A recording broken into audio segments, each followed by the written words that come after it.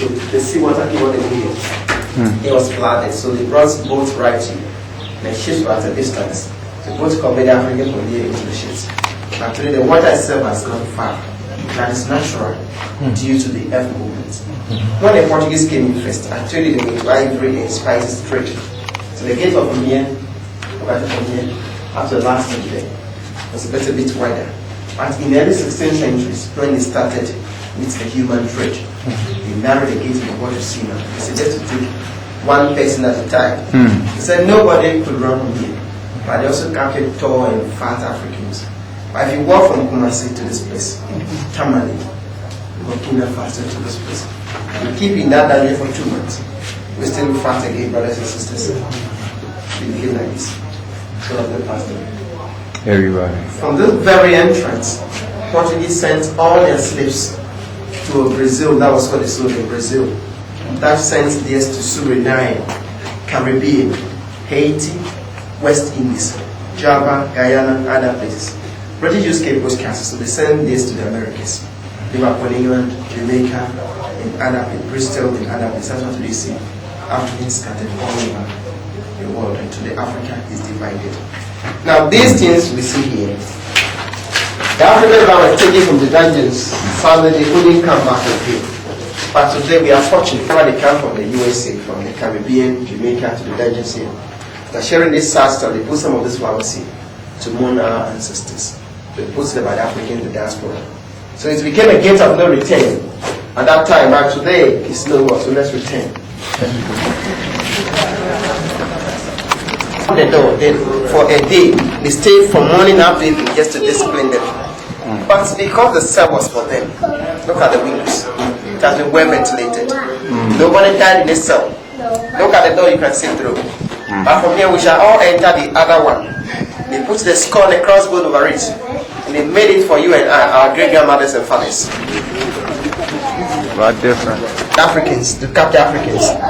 European working with Africans like this, one European, one African or more. They move together in group. They capture some of the Africans by the use of guns.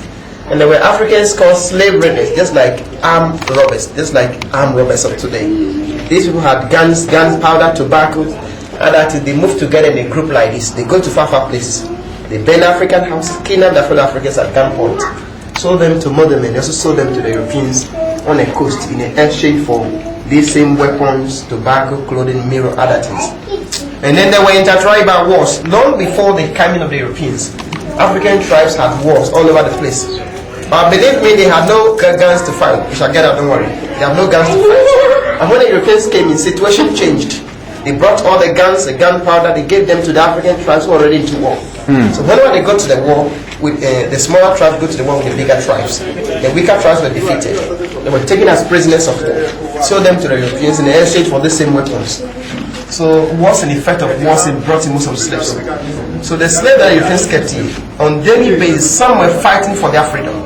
They wanted to go back to their homes. If it were to be now, we call them freedom fighters. So the leaders of the freedom fighters were taken for the dungeons, they put them here. They locked the door.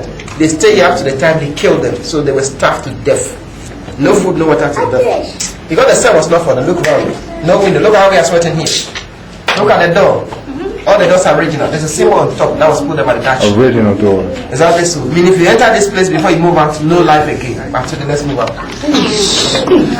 Dutch people. This was the home of the freedom fighters. A lot of the ones that was trying to motivate the others to resist, they put them here. For about 2-3 minutes. See how we suffered in there. We was just never 3 minutes, so we didn't like it. The door. Now look at how it was. But Dutch came to this place with the same by the top. But later when the English came here in 1948, top and down were turned into black rooms. But today it's a museum. Those who have not seen the museum, they're on the tour. Show you parts of the tour. From the next time to the facility. How God is the senior. Wait.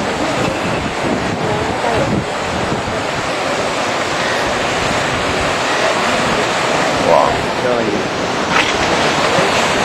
That's crazy, man. You can imagine what Allah had to give to people to survive, the Qadr of Allah, to measure their survival. Give them a tolerance. Africa is beautiful, and it's only by the grace of Allah people survive it. amazing things, but something so beautiful.